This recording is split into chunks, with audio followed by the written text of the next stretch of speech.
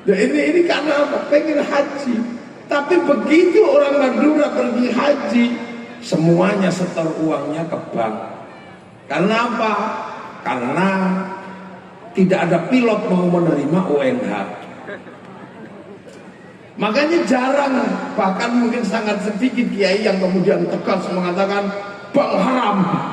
Karena begitu bank sampean haramkan, sampean nggak bisa pergi haji. Baca Quran juga karena bank, karena percetakan Quran utang bank sebelum dibeli oleh negara. Begitu sampean pergi haji, diurus sama bandara. Yang menghantarkan bisa diurus sama kebun binatang. Tapi yang pergi pasti diurus sama pesawat karena harus berangkat ke Makkah atau ke Madinah.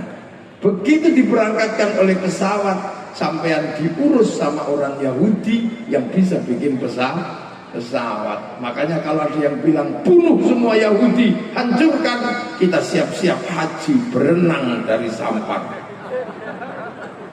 Assalamualaikum warahmatullahi wabarakatuh. Bismillahirrahmanirrahim. Bismillah, alhamdulillah, wassalatu wassalamu ala rasulillah Sayyidina Muhammad ibn Abdillah wa ala alihi wa ashabihi wa azwajihi wa dhurriyyatihi wa ahli baitihi wa man tabi'ahum bi ihsan ila yaumil qiyamah. Para alim, para ulama, para kiai, bil khusus yang Muslih Adnan, yang saya hormati seluruh jajaran ketua masyarakat Madura yang ada di Yogyakarta, para tamu undangan, ada Bapak Kapolda dari Danrem, dan masih banyak lagi tamu undangan yang hadir malam hari ini, para sesepuh, para hadirin wal hadirat yang berbahagia. Tadi sudah saya mendengar walaupun cuma sepotong tentang bagaimana mencintai Rasulullah Muhammad Sallallahu Alaihi Wasallam. Ini sesuatu yang harus selalu kita pegang sebagai bekal hidup di dunia untuk selamat kepada Allah Subhanahu wa Ta'ala. Sesuatu yang paling sederhana yang diajarkan oleh Rasulullah, yang paling sederhana adalah bahwa manusia hidup itu tidak bisa sendiri. Itu sesuatu yang diajarkan oleh Rasulullah. Semenjak Rasulullah kecil, Rasulullah selalu mengajarkan kebersamaan. Bahkan semenjak sebelum diangkat menjadi Nabi, Rasulullah selalu mengajarkan kebersamaan. Rasulullah selalu mengajarkan bagaimana hidup rukun, hidup bersatu, membersamai kehidupan dalam hati yang luas dan terbuka. Mulai dari peristiwa pengangkatan Hajar Aswad misalnya, Rasulullah selalu mengajarkan bagaimana kita bersatu. Bahkan ketika tadi disebut tentang masyarakat Madinah yang kebetulan dulu sering didiskusikan sebagai masyarakat Madani, dan kebetulan juga di Jogja ada tokoh Madura namanya Pak Malik Madani. Itu sebenarnya mengajarkan tentang persatuan, tentang kesatuan. Kenapa persatuan dan kesatuan itu nggak bisa dihindari? Karena ternyata manusia nggak bisa hidup sendiri. Manusia nggak bisa hidup sendiri itu kita lihat misalnya dari pelajaran bagaimana manusia makan. Itu di dalam Islam diajarkan berdoa Allahumma barik lana. Jadi itu pelajaran paling sederhana.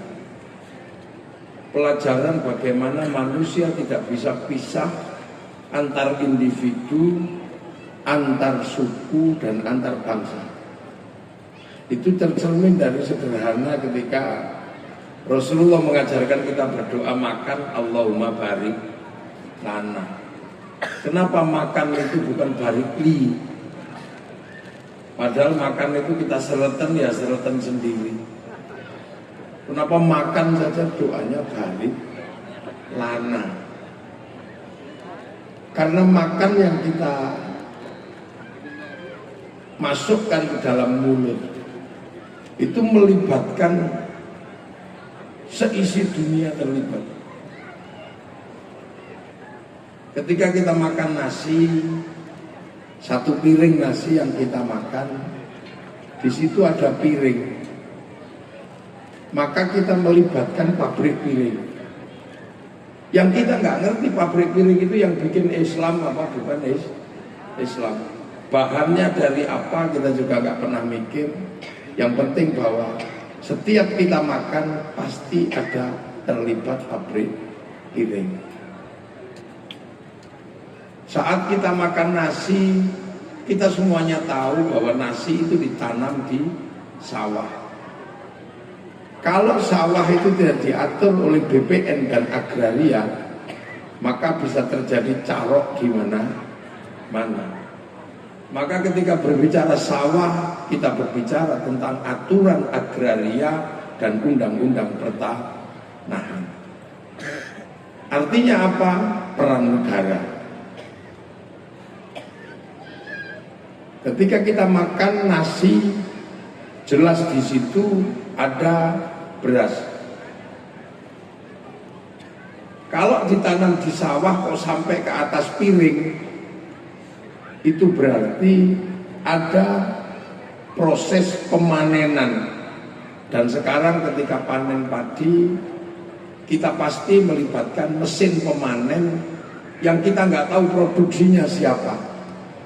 Dia dari negara mana kita nggak pernah mempersoalkan. Di saat kita makan nasi, kita tahu nasi itu pasti digiling, dibuka dari kulitnya. Dan di situ pasti melibatkan pabrik slab. Yang kita nggak tahu agamanya apa pemilik pabriknya. Begitu kita tahu bahwa padi itu dari kecil sampai besar di sawah, kita tahu bahwa padi itu melibatkan pabrik pupuk. Dan pabrik pupuk ini pasti melibatkan insinyur-insinyur yang kita juga nggak tahu agamanya apa, bangsanya apa, jenis kelaminnya apa.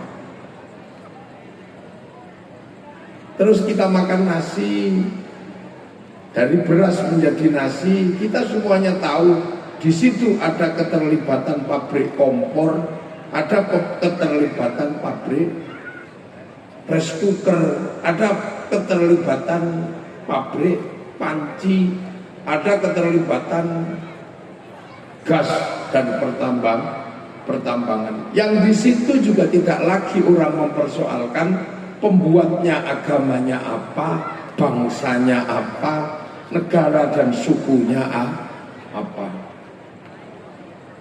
Begitu kita makan, kita merasakan nikmatnya makanan karena ada bumbu. Bumbu itu ditanam di mana-mana. Kita nggak tahu siapa yang nanam bawang. Berbeda lagi dengan yang nanam merica. Berbeda lagi dengan yang nanam cabai. Berbeda lagi dengan yang nanam bawang putih. Kita juga nggak pernah mempersoalkan itu agamanya apa, sukunya apa, bangsanya apa. Yang paling dirasakan dan diketahui oleh orang Madura adalah bikin garam. Garam itu menjadi penyedap yang paling nikmat dalam setiap bumbu. Dan ketika bikin garam, pasti di atas tambak-tambak garam. Orang juga nggak pernah curiga bahwa ketika bikin garam ditambah garam, orang Madura tidak kencing ditambahnya. Itu makanya orang Jawa agak curiga, jangan-jangan pas gawe uyah nguyuh. Makanya ketika sampai di Jawa, garamnya disebut uyah karena khawatir pas gawe uyah itu nguyuh. Kira-kira. Dan kita nggak pernah mempersoalkan ketika garam itu sampai ke tempat kita pasti melibatkan sopir. Dan kita nggak pernah tahu dan nggak pernah mempermasalahkan jangan-jangan sopir itu mampir di warung karaoke, kita juga nggak pernah mempersoalkan. Loh, artinya apa? Bahwa Allah memerintahkan ya ayuhan nas, he manusia. Itu perintah yang sangat terbuka. Inna khalaqnakum min dzakari wa unsa. Aku bikin kalian laki-laki dan perempuan. Di situ tidak ada negosiasi, tidak ada tawar-menawar. Kenapa lahir laki-laki dan lahir perempuan? Maka tidak selayaknya laki-laki merasa bangga sebagai laki-laki dengan menindas perempuan, atau sebaliknya laki-laki merasa bangga dan bisa menindas perempuan bisa menindas laki-laki. Manusia lahir juga tidak sengaja, karena kita tidak pernah terlahir dengan negosiasi jadi manusia untuk tidak mau menjadi kambing atau sapi. Kelahiran adalah sesuatu yang tidak bisa dinegosiasikan. Jadi laki-laki dan perempuan juga tidak bisa dinegosiasikan. Makanya ketika menjadi suku adalah bukan sesuatu yang bisa kita pilih. Aku mau lahir dari suku Madura, aku mau lahir dari suku Jawa, aku mau lahir dari bangsa Arab, aku mau lahir dari bangsa Cina, aku mau lahir. Tidak ada satupun yang bisa menegosiasikan. Maka Allah hanya memerintah lita'arafu, agar kalian saling pengertian. Makanya kita kadang orang mempersoalkan suku, mempersoalkan bangsa, itu adalah sesuatu yang sebenarnya bukan karena kesengajaan. Itu adalah Allah yang ngatur, maka semuanya harus dalam tahap saling pengertian. Makanya manusia ketika beragama pun Rasulullah hanya menyatakan yang paling sederhana, mayyuridillahu bihi khairan yufaqihu fiddin. Siapa yang dikehendaki menjadi baik oleh Allah, dikasih ngerti urusan agama. Khairannya nakirah. Kalau dalam ilmu nahwu, khairan itu kalau nakirah maknanya khairan kamilan, kebaikan yang sempurna. Baik yang sempurna bukan milik manusia, itu milik Allah.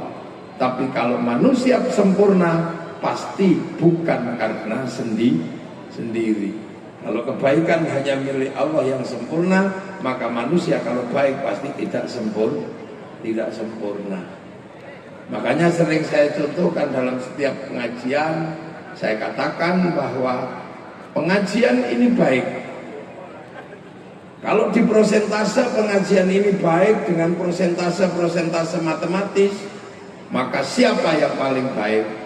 Yang paling baik dan terlihat baik pasti adalah kiainya. Kalau pengajian ini baik, maka yang berhak mendapat prosentase terbaik adalah kiainya. Dan itu pasti saya, sama Kiai Muslim. Maka saya boleh aja mengatakan sayalah yang terbaik malam hari ini. Tapi karena baik itu tidak bisa berdiri sendiri, maka saya tidak boleh ngomong saya yang paling baik. Karena saya terlihat baik di sini karena diundang sama panitia. Kalau saya tidak diundang sama panitia, maka saya tidak terlihat baik. Kalau sudah seperti itu, baik saya apa baik panitia? Ya nggak bisa. Kalau saya nggak datang, panitianya juga jelek. Loh, ini baik baru 2 sudah masalah. Lantas kalau kemudian sampean ikut-ikutan di situ, yang baik ya kami Kiai. Nah kenapa? Karena kami mau datang. Kalau nggak ada yang datang, ini bukan pengajian, ini cek sound. Jadi semenjak kapan baik itu bisa berdiri sendiri? Kalau yang ikut-ikutan kemudian tukang sound, bisa jadi masalah. Yang baik ya saya Kiai, kata tukang sound. Kok bisa? Ya karena soundnya nggak tak matiin. Kalau soalnya tak matiin udah bubar ini pengajian. Tapi kata panitia, lah kalau soalnya kamu matiin ya tak bayar. Coba pernah nggak bisa berdiri sendiri yang namanya kebaikan. Nah kebaikan ini, makanya malam hari ini yang baik kalau tukang tenda, biasanya yang komplain ya tukang tenda ini yang baik, bikin panggung, bikin tenda. Itu yang baik. Padahal tukang tenda itu biasanya sholatnya juga nggak terlalu rajin. Jadi coba sampai mana ada kebaikan itu yang berdiri sendiri. Makanya orang baik itu tidak boleh sombong karena kebaikannya nggak pernah sendiri. Kiai sholat itu sudah paling baik karena sholat itu tiang agama. Ketika sudah inni wajjahtu wajhiya, tidak boleh mendengarkan orang jual bakso. Bahkan nggak boleh mendengarkan sate, nggak boleh didengar karena mengurangi pahala. Maka orang yang paling baik sholatnya adalah orang yang paling khusyuk. Tapi di luar persoalan kekhusyuan, sholat itu butuh menutup aurat. Tutup aurat sampai sekarang masih kain. Kalau perempuan pakai mukena, kalau kiai pakai sarung. Dan kain sampai hari ini masih produksi pabrik kain. Dan kebetulan pemilik pabrik kain itu Cina. Makanya kiai nggak suka ngamuan sama Cina. Karena apa? Kalau Cinanya pergi, kiai ini udah demak ya. Nggak bisa, mana ada ya. Kiai mau sholat wudhu sampai was-was dikit diulang, saking khawatirnya wudhunya tidak sah. Tapi kiai nggak boleh lupa wudhu air oleh kiai, tapi yang buat sanyo, pipa sama keran must be on. Apakah kemudian kiai akan ngamuan sama pabrik? Kalau ngamuan sama pabrik, kalau di Jawa kembali bikin padasan. Ayo, lu ini dunia. Sampai haji, orang Madura cita-citanya adalah haji. Makanya tukang cukur juga bisa haji. Makanya orang Madura itu karena pengen haji, percaya sama Allah sampai nekat jual bensin di depan pom. Bahkan masih nekat jual makanan, toko, bikin toko di depan Indomaret. Ya, ini karena apa? Pengen haji. Tapi begitu orang Madura pergi haji, semuanya setor uangnya ke bank. Karena apa? Karena tidak ada pilot mau menerima UNH. Makanya jarang, bahkan mungkin sangat sedikit kiai yang kemudian tegas mengatakan bank haram. Karena begitu bank sampean haramkan, sampean nggak bisa pergi haji. Baca Quran juga karena bank. Karena percetakan Quran utang bank sebelum dibeli oleh negara. Begitu sampai pergi haji diurus sama bandara. Yang menghantarkan bisa diurus sama kebun binatang. Tapi yang pergi pasti diurus sama pesawat karena harus berangkat ke Makkah atau ke Madinah. Begitu diberangkatkan oleh pesawat, sampean diurus sama orang Yahudi yang bisa bikin pesawat. Makanya kalau ada yang bilang bunuh semua Yahudi, hancurkan, kita siap-siap haji berenang dari Sampang. Inilah yang namanya hidup yang tidak bisa memilih. Allah hanya menyuruh, sudahlah kamu saling pengertian. Makanya kalau belakangan dikit-dikit, termasuk di Madura ada yang suka marah-marah, di Jawa ada yang suka marah-marah. Itu biasanya ustadz-ustadz kiai freelance itu biasanya. Ya nggak ada umatnya cuma subscribe itu. Nah ini hidup.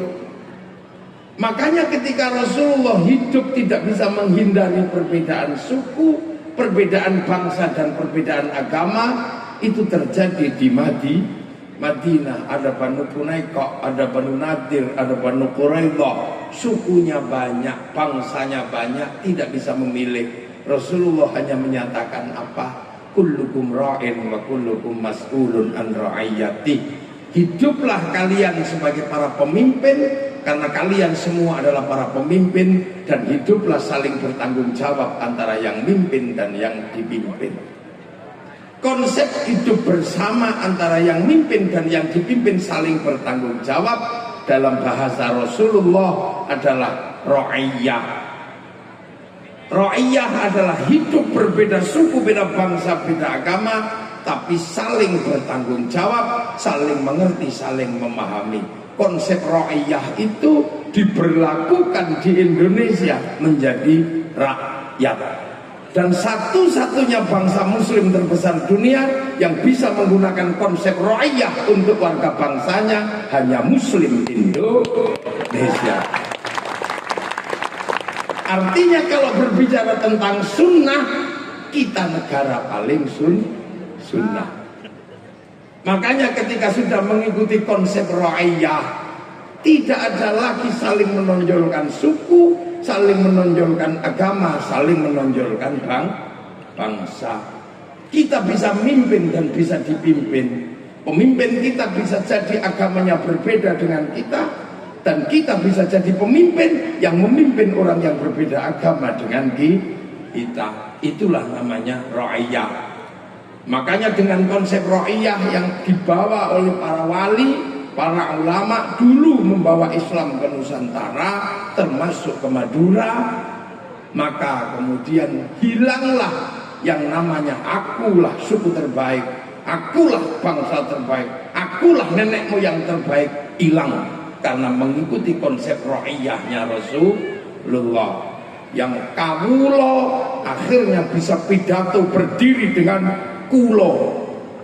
Yang tadinya hamba sahaya bisa berdiri berpidato saya. Yang tadinya abdi bisa pidato dengan abdimah.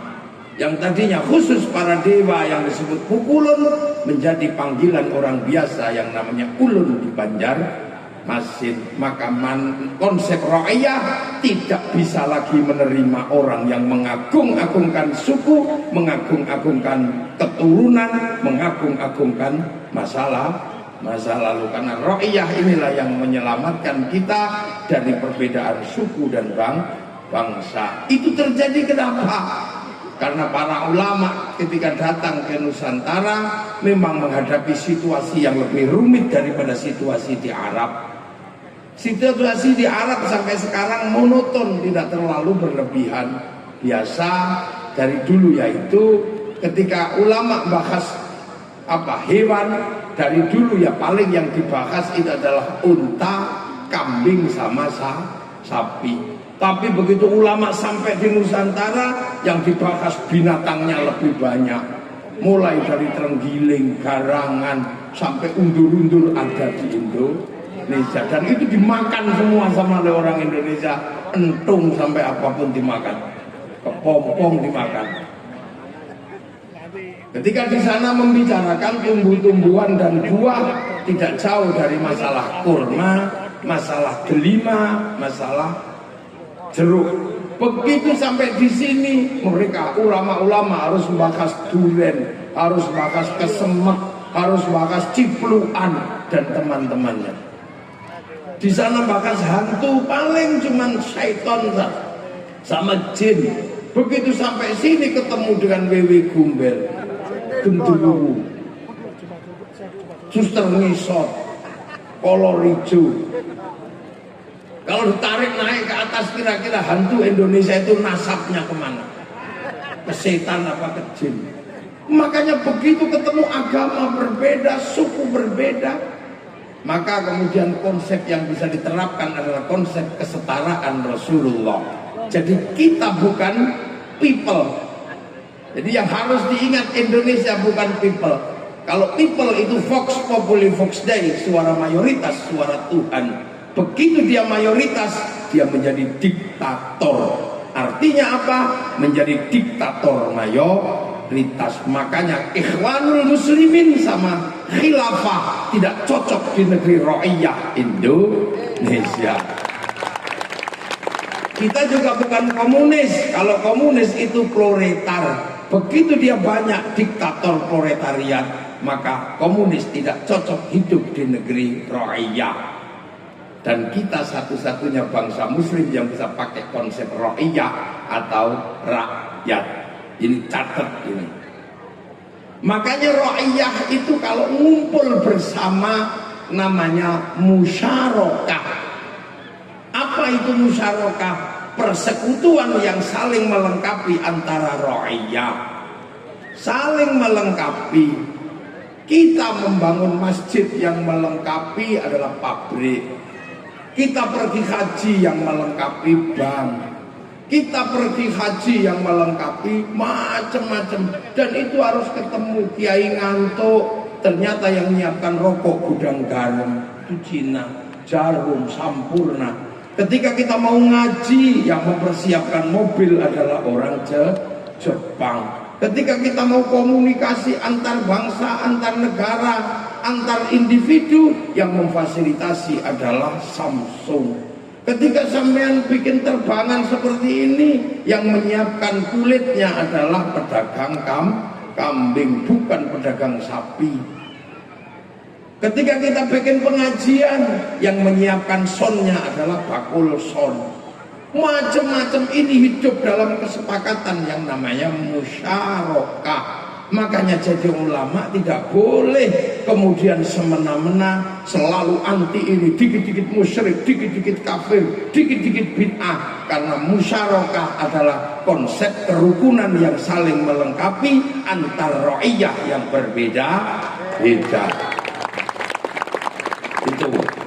Makanya itu. Nah, kalau kemudian kita mau bikin konsensus bersama, untuk apa? Membangun kebersamaan. Yang kita pakai adalah wasyawirhum fil amri, bermusyawarahlah dalam segala urusan. Maka istilah musyawarah masuk ke negeri Ro'iyah yang tadinya tidak dikenal di Nusantara. Musyawarah inilah yang akhirnya membentuk lembaga tertinggi negara, Majelis Permusyawaratan Rakyat. Membentuk lembaga-lembaga kecil yang mewakili pada tingkatannya masing-masing. Ketika pada tingkatannya masing-masing, Anda tidak perlu berpikir suku apa. Pengen jadi kepala desa, tidak usah mikir kamu laki-laki apa perempuan. Tidak usah mikir kamu dari suku apa. Daftar kepada panitia. Setelah itu serahkan kepada pemilih. Anda mau maju menjadi bupati, tidak ada yang mempersoalkan kamu jenis kelaminnya apa, sukumu apa, agamamu apa. Daftar persyaratannya dipenuhi, kepada KPU pasti didaftar. Anda pengen jadi DPR, silahkan daftar kepada KPU, tidak ada yang mempersoalkan. Itulah enaknya Indonesia.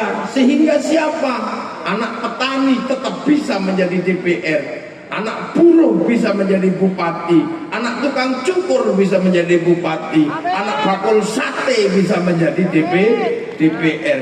Yang penting daftar ke lembaga perwakilan. Itu sudah menangnya Indonesia. Makanya sampean yang orang Madura gak usah kecil hati. Saya Madura, ini gimana ya? Sampean pondokkan anak. Begitu anak sampean pinter jadi kiai, nggak ada yang nanya itu anak siapa. Itulah Indonesia. Makanya orang-orang yang sampai hari ini masih selalu mengatakan kamilah yang terbaik, kamilah, pasti menjadi persoalan dan masalah di negeri yang beradaptasi dengan konsep Rasulullah Muhammad Sallallahu Alaihi Wasallam. Itulah konsepnya musyawarah. Setelah itu bebas, terserah rakyat yang memilih. Kalau kalian punya pilihan, pilih. Dan kalian kalau punya kekuatan, kuat tunjukkan. silahkan bebas siapapun memilih siapa. Kalau nggak punya pemilih yang cukup banyak, beli. Itu ada yang seperti itu loh. Nah, karena yang nata dulu ini semuanya adalah para wali. Hati ini yang menata ini semua adalah para wali Allah. Maka daerah konsep ro'iyah yang dipakai teritori daerahnya disebut wilayah. Makanya Indonesia mengenal konsep wilayah. Karena apa? Yang menata ini semua adalah para wali, dan itu yang pasti adalah wali songo. Bukan wali-wali yang baru datang, bukan. Itu adalah wali songo yang menata konsep wilayah. Makanya dengan konsep wilayah inilah persatuan antara ro'iyah dalam musyawarah membentuk apa? NKRI, Negara Kesatuan Republik Indonesia. Dan hasilnya kita bisa lihat, Arab satu bangsa pecah puluhan negara, Cina satu bangsa pecah puluhan negara, Afrika satu bangsa pecah puluhan negara, tapi kita puluhan suku bangsa agama mampu bersatu dalam satu negara kesatuan Republik Indonesia. Makanya landasan kita pakai Pancasila, tertinggi tetap Tuhan. Gak ada yang mengalahkan Tuhan. Makanya nomor satu tetap ketuhanan. Gak bisa digeser dengan kondisi apapun. Bahkan demi ketuhanan kita berperang berkali-kali. Untuk apa? Tetap menjaga nilai-nilai yang tertinggi adalah ketuhanan. Setelah urusan ketuhanan yang paling tinggi, yang kedua adalah urusan kemanusiaan. Karena dunia dan seisinya ini ada dalam proses hidup karena ada manusia. Kenapa ada mobil? Karena manusia pengen cepat. Kenapa ada jalan? Karena manusia naik mobil. Kenapa ada semuanya? Semuanya ada karena apa? Ada manusia. Manusia melahirkan pabrik pampers. Manusia duduk melahirkan pabrik kursi. Manusia mendengar melahirkan pabrik sound. Manusia pengen makan melahirkan pabrik Indomie. Dunia berputar karena manusia. Tapi manusia nggak bisa hidup tanpa persatuan. Manusia nggak bisa sendiri, dia harus bersama yang lain. Manusia ngaji keringetan harus rukun bersama pabrik tisu. Ketika kita minum harus rukun dengan pabrik gula dan macam-macam. Makanya konsep hidup tentang persatuan hanya bisa terjadi kalau manusia saling menghargai, manusia saling punya sikap setara. Makanya yang bisa menopang persatuan adalah kerakyatan. Hidup berbeda-beda tapi kalian harus saling tanggung jawab. Tapi orang punya sikap hidup saling menghargai dalam konsep ra'iyah tidak mudah. Butuh hati yang luas dan hati yang jernih. Hati yang luas dan hati yang jernih untuk bisa menerima perbedaan adalah hati yang berisi nilai-nilai ketuhanan, terpancar oleh nilai ketuhanan. Hati yang seperti itu adalah hati yang penuh hikmah. Makanya kerakyatan hanya bisa dipimpin oleh hikmah. Dan hikmah ini ada di Indonesia. Dan kalau kita jadi pemimpin, seandainya kita ini adalah orang Bantul hari ini, seorang presiden dari seorang bupati Bantul dari Imogiri misalnya, tidak boleh hanya memperhatikan Imogiri. Kalau hanya memperhatikan Imogiri, namanya bijaksini. Dia harus bijaksana. Gubernur Jawa Timur dari kota Surabaya harus memperhatikan seluruh wilayah. Presiden Indonesia dari Jakarta, kalau cuma Jakarta yang perhatikan, namanya bijaksini. Tapi kita tidak boleh, kita harus bijaksana. Dan itu tidak boleh berlaku sendiri, harus dimusyawarahkan.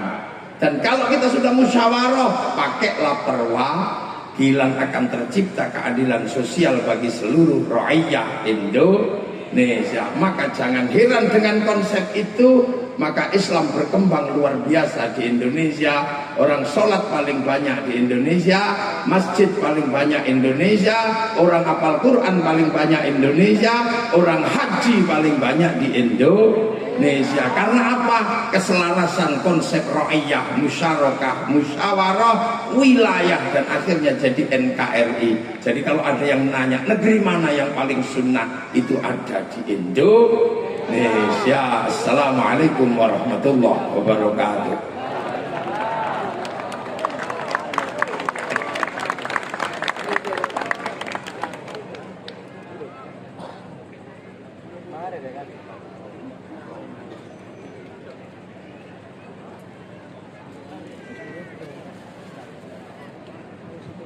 Bismillahirrahmanirrahim. Alhamdulillahirabbil alamin. Hamdan na'imin hamdan syakirin hamdan yuwafi ni'amahu wa yukafi'u mazidah. Ya Rabbana lakal hamdu kama yanbaghi li jalali wajhikal karim wa 'azimi sultanik. Allahumma iftah 'alaina futuhal 'arifin bihikmatika wansurna rahmataka wa lakina wa nasina rizqa.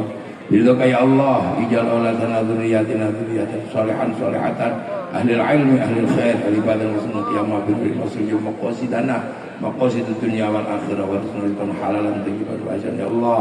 Bala jamil muassis Indonesia wa naqusna jamil masyayikh Madura ya Allah, alladzina sabaquna bil iman, Allah maghfir lahum warhamhum wa'afihim wa'anhum, Allah wa la tahrimna ajrahum wa la taftinna ba'dahum waghfir lana lahum, Allah maj'al qabrahum rawdatan min riyadil jinan, Allahumma dzul rahmatan wa jamil qubur minna la ilaha illallah Muhammadur Rasulullah yaqulu man yarji ila rabbika radiyatan mardiyah fadkhuli fi ibadihi jannati rabbana atina fid dunya hasanah wa fil akhirati hasanah wa qina adzabannar.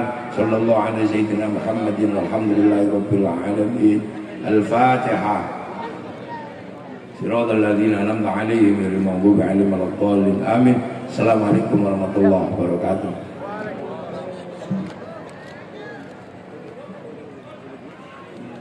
Terima kasih kami sampaikan kepada Kiai Haji Ahmad Taufik selaku penceramah kita pada malam hari ini.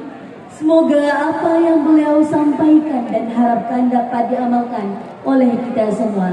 Amin, amin, ya rabbal alamin.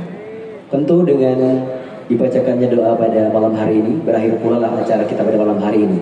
Namun akan dilanjutkan dengan pembagian door prize. Sebelumnya kami ucapkan terima kasih.